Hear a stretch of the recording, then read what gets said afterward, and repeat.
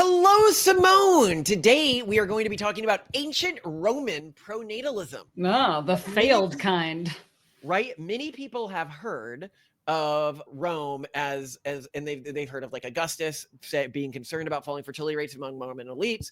We've heard that he put in laws to try to prevent this. We've heard, oh, this is mirrored with our current societal collapse, and this is a pretense of the destruction of a global empire in the same way people saw it as a pretense of the destruction of the Roman Empire, even though it wasn't. That happened a long time after this particular concern. But I mean, it kind of was. Blah blah blah blah blah. We'll see. But I was like, wait. What were those laws? What actually happened in Rome during this period? What did people of the period have to say about this? How low did the fertility rate of the Roman elite actually get? And I'll also start by saying Rome's going through this again. Italy right now has a fertility rate of only 1.18. That means for every 100 Italians, there's only going to be 20 great-grandchildren. We are looking at a complete collapse of Italian civilization likely within our lifetimes, which is good point. Really we're back to square one. And this also causes a lot of problems, like for Catholicism, because if Italy is no longer Italian or Catholic anymore, what happens to the Vatican? Tough world we might be entering. But I think they're going to get it together. I have faith. So we'll start here talking about Augustus. Okay, so Augustus used his platform to urge Romans to marry and have children, framing it as a civic duty. In a famous speech recorded by historian Dio Cassius, he said, "If we could survive without a wife, citizens of Rome, all of us would do without that nuisance. But since nature has so decreed that we cannot manage comfortably with them, nor live in any way without them, we must plan for our lasting preservation rather than for our temporary pleasure." Okay, yeah. Wives, that is the most awful. We needed to have Augustus at NatalCon so all the journalists could be quoting Augustus. Oh yeah, he would be the clickbait. He would be the soundbite generator for NatalCon. The soundbite generator for modern journalists. Wives, they're awful, but I mean, you gotta put up with it. You gotta put up with it. Like colonoscopies and wives, necessary. Not exactly a view. I'm not gonna say like that's a view I would have given to Romans. Like sat them down and been like, okay, it's gonna be terrible. It's gonna be the worst thing ever. Ugh, and women. I mean, at least Trump, is more like, man, you're so lucky. Yeah, Augustus was really not selling it like at all. Like, you gotta do it. It sucks, but it's your duty. Yeah, no wonder. This is doomed from the very start. For the emperor, instead of for the queen. Yeah. Lie back and think of England or Rome in this case. So this quote reflects his view that marriage, though challenging, was essential for Rome's survival. He also praised fathers of large families and criticized the childless, emphasizing the importance of producing heirs to maintain Rome's strengths. On the duty of procreation, he said, "You have shown yourself to be mindful of the continued existence of our race, while these others have not." Dio Cassius, Book 56. Spoken to married men with children, this quote praises them for fulfilling their civic duty while implicitly criticizing unmarried and childless for neglecting it. This is so much worse than J.D. Vance. "You have shown yourself to be mindful to the continued existence of our race, while the others have not." Childless cat lady is a lot more catchy. I just need to have quotes from him like in my back pocket to freak people out. You've been mindful about the preservation of our race. I really appreciate that. And some others have not. Gosh.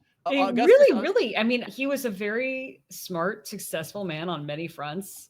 This is making me doubt his competence. Maybe this was late stage Augustus, Yeah. Augustus on childlessness. According to Dio Cassius, Augustus criticized Romans for failing to reproduce, even when it was easier for them in earlier times. Quote, "How wrathful would the Romans who were Romulus's followers be after they had gotten children, even by their enemies' wives? You will not beget them, even of women who are citizens." Oh. My goodness. This guy, the way he talks about women, he's like, they begat children by rape. You won't even do it with your own wife. Like, what a lewd, like on the pedestal, graping your enemies' wives. Where he is down here, not very. I'm seeing the problem here. He had just 2 kids. He himself was a reproductive failure. He had 5 kids. Yeah, but I get it, but yeah, he was below repopulation rate. Yeah. So yeah, I know bad guy. Keep in mind, a lot of people get this wrong about repopulation rate. They think that 2.1 is about people dying at different rates. It's not. It's about differences in sex when people are born. You get more males than females born, and so that's why. Nothing else. So it doesn't account for that. So if he had his other kids die, he really was below repopulation rate in terms of his own fertility, which I think shows, even if the emperor can't make it happen. Yeah. Well, I mean, he wasn't a believer. He was not himself a believer. Trump, a lot of kids. JD Vance, 3 kids. Like, well, if I was his wife, I would not maybe be super interested in procreating with a guy who's like, oh, our ancestors, they just got to grape their way to reproduction. Really? And we can't even motivate it with our wives. Yeah. The duty of it. I mean, I know our wives are terrible, but the duty of it all. Oh my gosh. Yeah. Wow. So Augustus introduced key legislation to promote. Though. What? Like sexually. She kind of hooked him up, didn't she? Who hooked him up? Remembering this, Augustus's wife. Hooked him up with other people? Yeah. Maybe. Am I remembering this wrong? I've like read a couple of his biographies, but like back in like 2018, so it's been a long time. I'll edit and post if she did. Yeah. I couldn't find any evidence of this when I asked AI. But I love that you're the type of history obsessed perv who would know that. But you would you would think if that were the case, he'd be a little more charitable, if she was a wing woman, and yet he's still, that would be in bird culture. I know that his sister, right, was the one who talked about using fertility, being pregnant as contraception. Oh, because her ship was carrying a load. I know to only, take the sailors when the ship is carrying a load. Yeah. All right. It works. Clever. Never heard that one before. Clever. Underrated. Girl. Underrated. Yes. Yeah. All right. Augustus introduced key legislation to promote marriage and procreation, particularly among the upper classes. Lex Julia de Martianus Ordetio, 18th BC. The purpose was to encourage marriage among Roman citizens, especially the upper classes. The requirements: men over 25 and women over 20 were expected to marry. Unmarried individuals, celibates, I guess it means like celibates, faced restrictions on inheritance detailed below. Childless married couples, Orbi, were also penalized, though less severely. And I'm totally actually okay with legislation like that.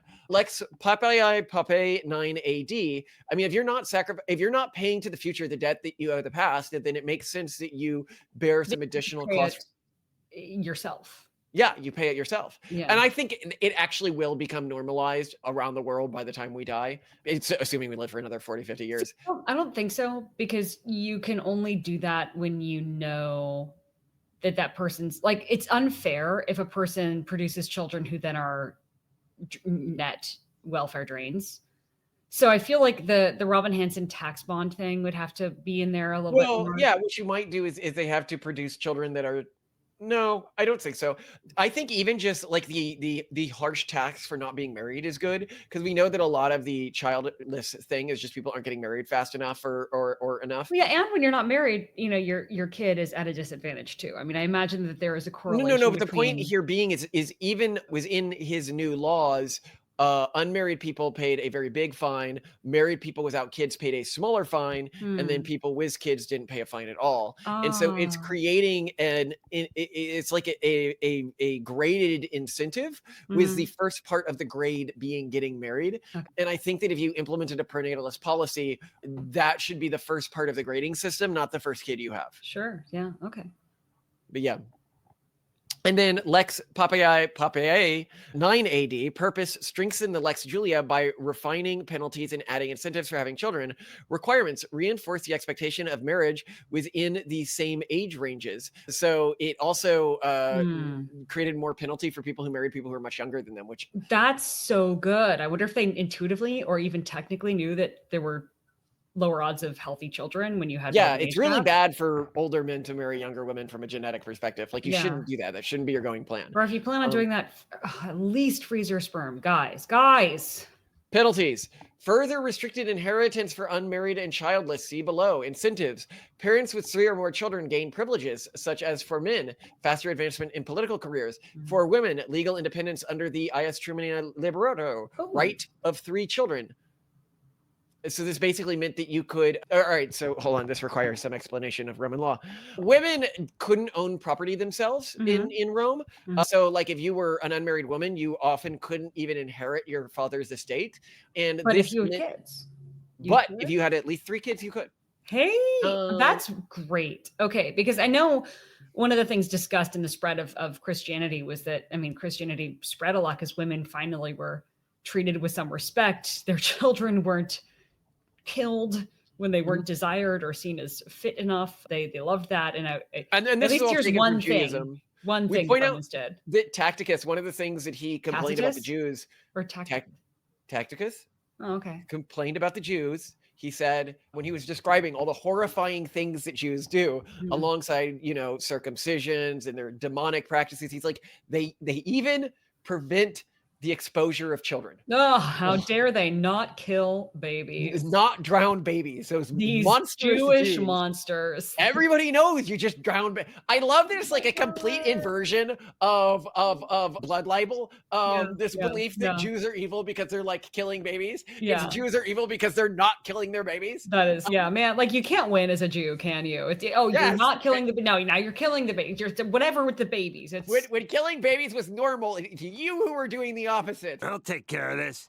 Hey, Clara, there's a Jew outside trying to poison a well. Oh my God! Get away from that well, Hebrew! What? I'm putting in water purification tablets. Spanky tricked me.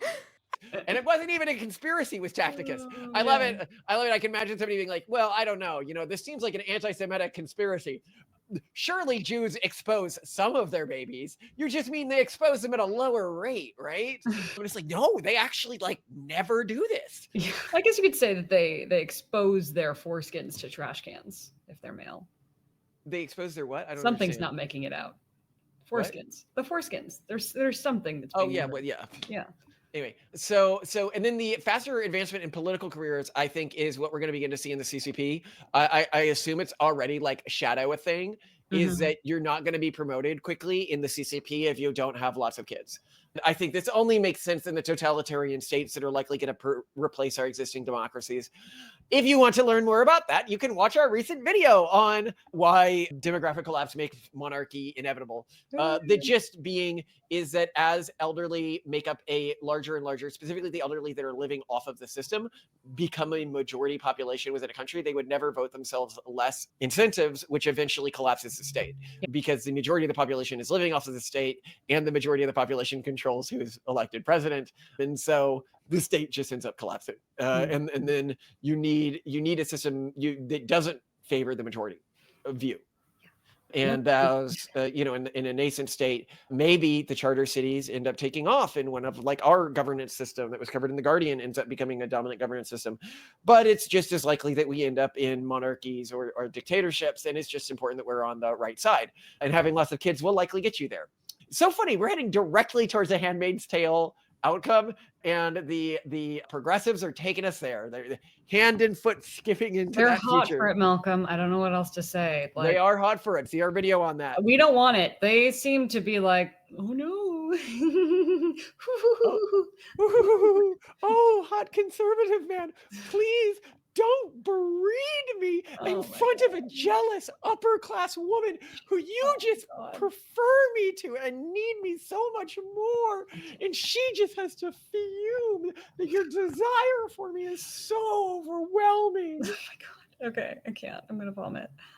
It's gross. It's gross. And then they cosplay in public and do their whole little... The Handmaid's Tale costume is turning into the new go-to protest attire for women. No, I don't want to kink shame. I just...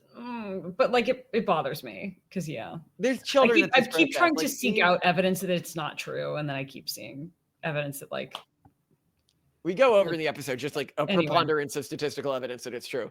You know, it doesn't matter what our faces look like as long as we're fertile. You're bad. Yeah, but not too bad. Otherwise, you get. Guess what I did last night? Ate your rations in silence and cried into your straw bed? Yes, classic me. Well, I had sex with a married couple. Oh, so did I. Who would have guessed we'd be having 3-ways in our 30s? Anyway, property inheritance restrictions. So I wanted to know more about this. I'm like reading, okay, there's restrictions. Describe, right? The laws impose significant limits on inheritance rights for unmarried and childless, using property as a tool to enforce compliance. Here's how much inheritance was restricted for unmarried celibates. Restriction: unmarried individuals were generally prohibited from inheriting under wills, except from close relatives, e.g. parents or siblings. Really interesting. So they could still inherit from their parents and siblings, like if it's like really like felt unjust that they weren't inheriting. But other than that, you couldn't get like I really liked this guy, or I consider him like a son to me, or, you know, etc. You couldn't inherit from them. Yeah. So, you know, hypocrite Octavian.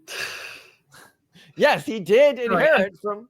I'm really like, we named our son Octavian. I love this guy, but I'm just, my patience. No, Octavian is such a dope character in history. You wish to be consul? It's a vanity, I know. But I think I deserve it. And it would please my men. You're 19. You're too young to be senator. Leave alone consul, my dear boy. You have no experience. You have no connections. He has an army. We'll see if it's possible. Though, if you were to be consul, you must promise to be guided by my counsel. It is an office of high complexity. And I am well aware of my inexperience. I will not utter a word without your advice, your consent. If you have not seen... this is his one failing. Everyone gets their foibles. I get it. If you watch the show and you ever take recommendations on things to watch from this show, like, and you're like, oh, you know, sometimes you talk about an anime or whatever. No, the like number one I'd suggest is the Rome miniseries TV show. Oh man. If you like the show, you will likely really like that TV series. The Roman people are not crying out for clean elections. They're crying out for jobs. They're crying out for clean water, for food, for stability and peace. You can do great things for your people. You can help save the Republic.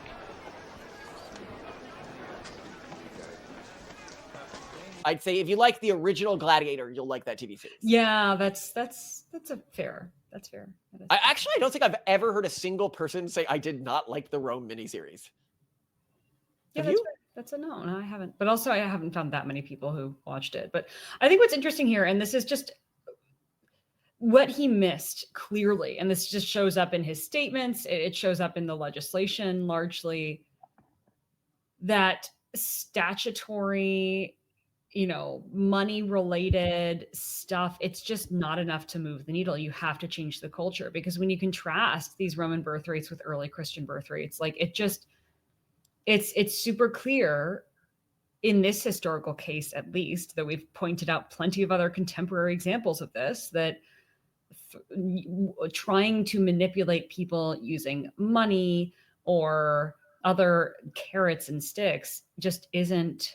So yeah, for more on this, by the way, you can see our video, Was Early Christianity Really More Moral? It goes over why early Christian birth rates were so much higher, and presents an argument that Christianity became the dominant religion, not through conversions primarily, but just through having a higher survival and birth rate. But to keep going here, mechanism. If a tester left property to an unmarried person, that bequest became catacomb, forfeit to the state or to relatives with children. So even if you wanted to give your property to someone, it would automatically then go to the state or to other relatives who had children who placed claim on it. Example, if a will bequeathed 100,000 sesterces to an unmarried friend, the friend could not inherit. The sum would instead go to the tester's relatives with children, or if none existed, the state. For childless married, Orbi. Restrictions: childless married couples could inherit, but only half of what was bequeathed to them. The other half became catacomb, following the above rules. So somebody could try to give you money, but it would go to other people or the state. Mechanism: the forfeited portion would go to the state or those with children. For parents, those with children faced no such restrictions and enjoyed full inheritance rights, plus additional social and legal benefits if they had 3 or more children. I actually like the idea of re-bringing this in. See, no. I really think it should be progressive income tax breaks after you have more than 2 kids. What they're doing here, and this is just so dumb, is they're making it all about inheritance. It's about this like lump sum later, and it's clear that now and Simone, probably in the you past. can do both. The reason why Yeah, you can do inheritance is so both. powerful is because it conceptualizes the purpose of kids of paying to the future the debt that you owe the past. If you're not paying to the future, then you do not deserve any of the accumulated wealth of the past who did make this sacrifice. You are cashing in on society, basically, where everyone. I get the poeticness. It's just that people don't The intuitively act poeticness in helps poems. people contextualize. And keep in mind, it overly motivates people with better to have more kids because they are going to be the people set to inherit the most money. So, sorry, not that human gene pools are different. I'm just saying that if you're viewing pronatalism from the perspective of likelihood to pay into the tax system and you use that as better, these people are more likely to pay into the tax system more money if they have more money, sort of riding on that.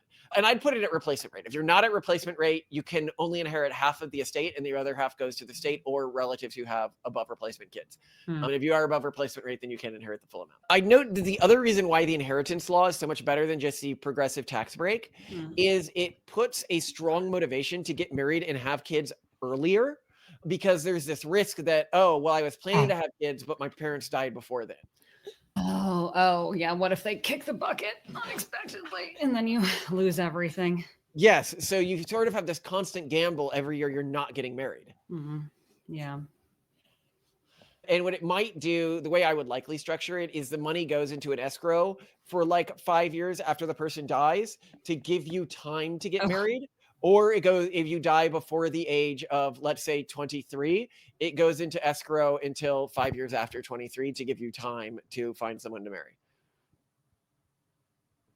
Or if you die when your children are at the age of minority, you should wait until they're at least 25 before the money gets forfeit. That's exactly what I just said.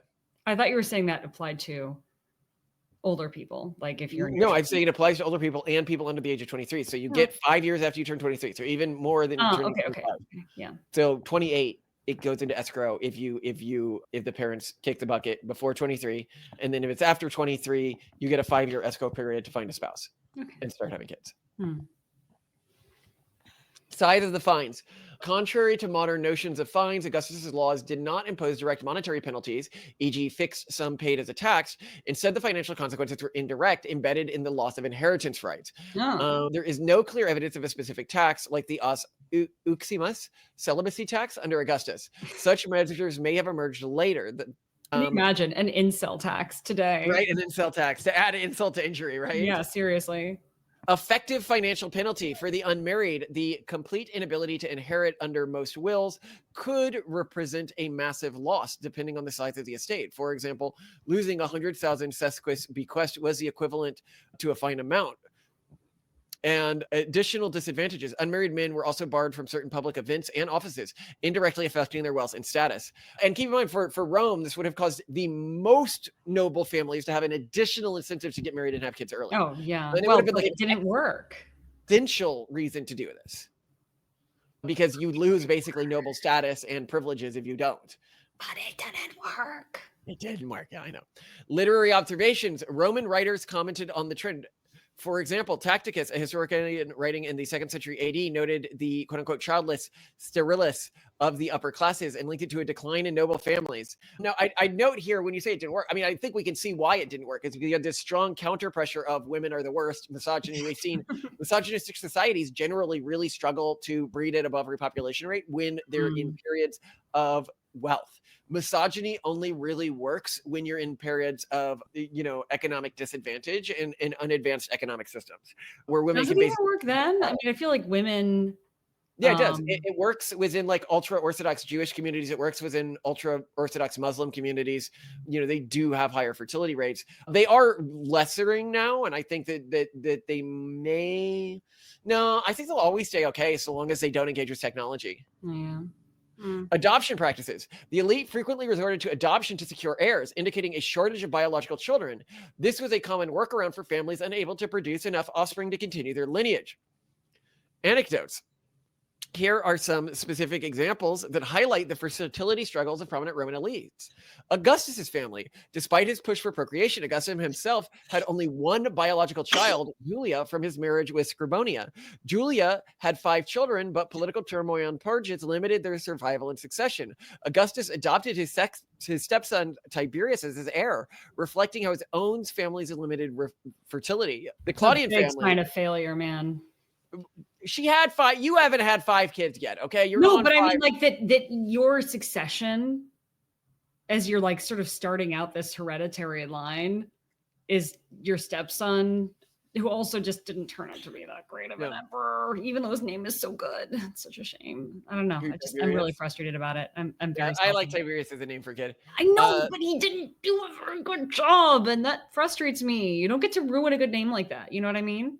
The Claudian family, the gens Claudia, a powerful aristocratic clan, also faced challenges. Emperor Claudius, 41 to 45 AD, had 4 children across his marriages, but 2 died young, and his heirs were often adopted or from other lines, showing the difficulty of maintaining direct descent. Cicero's family. Here's this other thing, though, and I think this is important.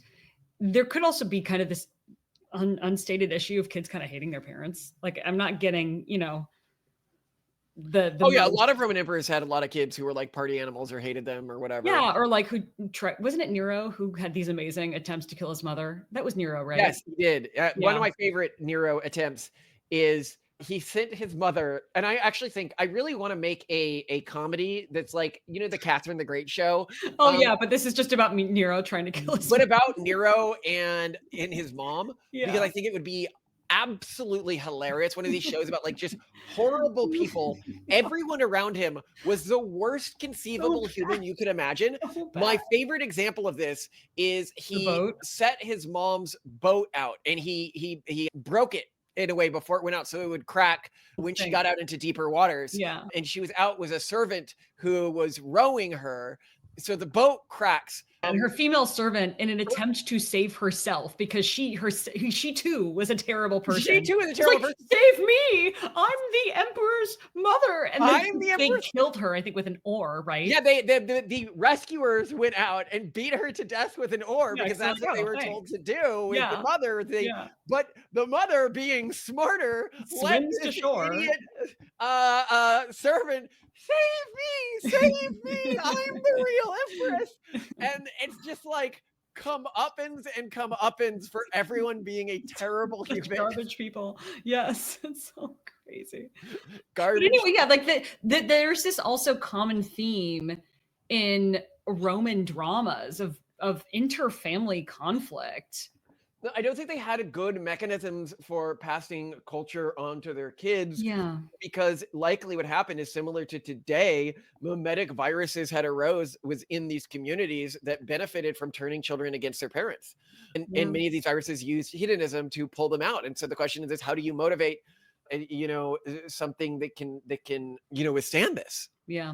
So anyway, Cicero's family, Marcus Tullius Cicero, a leading statesman in the Republic, died 43 BC, had just 2 children, Marcus and Tullia. His son Marcus had no heirs, and Tullia died young, ending Cicero's direct line. This reflects a pattern of small families among the elite. And keep in mind, many of these people were like ultra elite who we're talking about here. Yeah. They have no business having families that are this small. Yeah. These cases illustrate how even the most prominent Romans struggled to reproduce and sustain large families, often relying on adoption or facing lineage extinction. So I asked it to estimate the TFR within the Roman elite. It's a rough estimate. Scholarly studies suggest TFR among the Roman elite may have been 1.5 to 2 children per woman, which is below the replacement rate of approximately 2.1 needed to maintain a population without external growth. In contrast, pre-industrial societies typically had TFRs at 4 to 6 children per woman, making the elite's rate strikingly low. Influencing factors: high child mortality. Up to 50% of children in ancient Rome may have died before adulthood, meaning even families with high births might have seen few survivals. Late marriages. Elite men often married in their 30s, and women, though married younger, might have had fewer fertile years with older husbands. And this was something that he tried to reduce in the law. But yeah, marrying, if you're ultra elite, you're like, oh, we get the young wife. No, the young women need to go to the young men. They're the fertile ones. You are actively being like a problem for society if you're an old man marrying a younger woman. Yeah, and that was another really common problem. Now that I think the historic marriages. There's just all these young women being married off to really old men. Contraception and abortion. Romans likely used herbal contraceptives and abortifacts, though the evidence is sparse, potentially reducing birth rates further. Well, we know they practiced exposure of infants that they didn't want. So like clearly this harmed them. You know, an interesting thing about ancient Greece and Rome, I don't know if you've heard, but the heart symbol that we have today that looks, you know, nothing like a heart came from a plant that was likely used for abortions. Oh my goodness. Or not abortions, but like contraception. Some historic texts, I just want to note, suggest that some of the abortion techniques utilized by women, probably depending like if it was like later in their pregnancy, were risky such that maybe you would die in your attempt to poison your unborn child. So for example, the example of that one Spartan king who told the like dowager queen who'd been, you know, widowed to don't hurt yourself trying to abort the child, have the child, and then I'll expose it. So that implies that some of their methods were dangerous to the mother too, which would explain higher rates of exposure, though they probably had more effective methods. The interesting thing about this plant that I'm talking about here that had a leaf shaped like a heart is one, it's funny that they're like, this is how they viewed love, like sex without procreation. Like the Plan B pill being like the theme of Valentine's Day cards. Right. Well, I mean, is it not was like the little smarty things, but anyway, but this plant was driven to extinction. We don't, we don't have it in these regions anymore. That's how much they love their, you know, amazing. Sex. But I could totally see something used for like anytime you see it, you're like, oh, I'm gonna take some of that. Yeah. Be prepared. Be prepared. Why were birth rates so low? Several socioeconomic lifestyle choices. The elites prioritize political careers, wealth, and status over raising large families.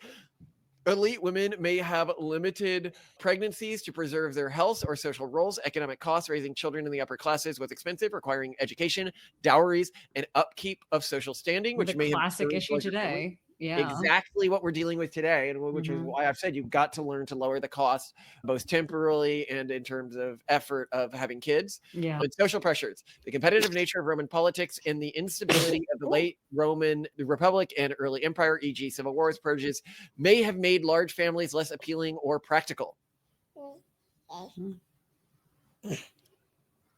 Yeah. So that's it. That's the whole of what I was able to learn about childless Romans. Did this change your mind on anything? Well, now I know where, you know, Augustus fell short. I mean, I always felt like something had really gone wrong in general with his succession planning. And I think that now that general sentiment extends to just basically his ability for generational transfer. I don't want to, you know, like he's an amazing dude, amazing achievements. And now I'm like, okay, no one's perfect. No one's perfect. Yeah. But at least you weren't, you know, Nero. Can't even kill your own mom the first time. Gee whiz. Who is to try multiple times? But also like the number of insane and dramatic Roman assassinations. It's almost like there was this unspoken rule that you couldn't just kill someone. You had to kill them dramatically. You had to do it in an epic fashion. I think it just kind of signals to me this level of performative drama and psychosis that Roman culture had arrived at, where they like couldn't do anything in a reasonable and pragmatic manner. They couldn't raise children. It reminds me so much of modern progressive culture. If you go to like, I think it would be a great representation of Nero's constantly wanting to be around celebrities, and then a celebrity is too popular, so he has him killed because he wants to be the most popular. And it really is, I think, the way people live in this ultra urban monoculture. Wanting to be accepted by a foreign culture. Yeah, but he doesn't even really understand. He wanted the Greeks to like him, right? Yeah, no, he was like, I can master this amazing culture. Can't they just like me? Can't they just give me awards? Yeah, I don't know. Just there's a lot of. But anyway, so we might be thinking there of somebody else. We might be conflating No. Nero was the one who was like, I want to be a Greek master of this, and no, that was him. No, but he wasn't the one who was obsessed with becoming a gladiator. No. That was what's his face? Okay, started with a C. But anyway, but I will note when I'm looking at this and I'm like, oh, it's sort of sad. Like this means I'm almost certainly not related to or descendant of any of the famous Romans. And then I was like, it's funny, the royalty that I do have direct succession of, one of them at least. I always think it's funny because almost every single backwoods Scottish American I have met is related. is related to this guy. It's Robert the Bruce, by the way, the guy from the Braveheart movie. Yeah. I am also a direct descendant of his. So I thought he didn't have any kids. Did he have Robert kids? the Bruce? I decided to Google how many kids he had because I was like, how could it be that so many people are direct descendants of him? Yeah. He had 12 kids. Oh, okay. Well, 12 surviving kids. So yeah, that wow. explains why so many people. By the way, the With other one woman? I think so. Good for her. The other monarchs I have direct descent from are Charlemagne and old King Cole. I'm related to like way more religious figures. Like another direct descendant is John Knox. Well, and what about Oliver Cromwell? Yeah, potentially Oliver Cromwell, but that's not confirmed. I am descended from a Oliver Cromwell that lived around that time period from our family records, but I can't confirm it is the Oliver Cromwell. And all I get is George Washington as an uncle. That's embarrassing. Yeah, you get the George Washington siblings. He didn't have any kids himself, but she's a direct descendant of siblings. People are like, why do you know all this stuff? It's because my family is obsessed with genealogy. Yeah. And when you start going that far back, you're basically related to everyone. You know, and the world was not very big. Well, no, especially the famous people. You've got to keep in mind because you're multiplying every time you go back, like by 2 people. And the famous people, all you need to do is connect yourself to somebody who can prove they were descended from one of the famous people, and then you can go back like 15 generations. And you know they won't shut up about that. I mean, I'm sure like back in the day, it's like, oh, you know, you're descended from Robert. Like they made the same jokes that they make today about marathon runners. Well, you don't need everyone to do it. You just need one crazy person who is obsessed with this that you can prove you're connected to. Yeah, except there, you know, a lot of the Braveheart myths weren't they kind of written by a Scottish family that never knew him and lived after he died and was like, we're gonna write a bunch of stories so that people think we're cool. Whatever. They made a good movie. Braveheart's a fucking amazing movie. Freedom! If you're watching this and you haven't seen Braveheart, sorry, even more than Rome. If you're watching this and you haven't seen Braveheart, what is wrong with you? Good soundtrack. Yeah, great soundtrack, very movie, very based. Good most based movie. In fact, Braveheart hair. They got in so much trouble for the scene where in like modern times where the prince has a gay lover and the king is like, oh, you're so good at strategy. Here, why don't you tell me strategy? And he walks into a window and throws him out, and the son's like mortified, and a lot of people have been like, that's horrifying, but that's the way kings would have treated something like that historically. Like, what are we supposed to do? Pretend like the king of England in the Middle Ages was accepting of gay people? Like, no, he wanted heirs and he was obsessed with this. Yeah. Anyway, am I making you pot stickers tonight? No, you gotta reheat my curry tonight. Oh, crumbs. Yes. Well, would you like some supplemental pot stickers? Because it's not a whole lot of food. I mean, I think it is actually a pretty big amount that needs to be reheated. Okay, I did think you're a decent serving. Yeah. Okay. I'm okay with that. And oh yeah, because I'd added a bunch of seasoned ground beef to it. Oh, so yeah, give me that and some pot stickers, and I'll be fine. So you do want pot stickers? Yes, I do want pot stickers. Okay, he changed his mind. His tummy grew a little bit. Well, you know what? You're cute, and that's your problem. And I don't know why I'm still married to you. Happy birthday to you. Now make your wish.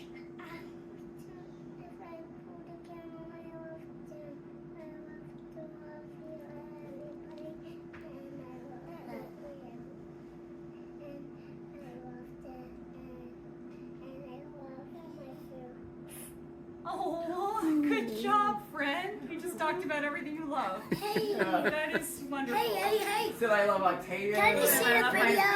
I love my family. Can I see the video? That's really sweet. Can I see the video? Really sweet. No. Thank you so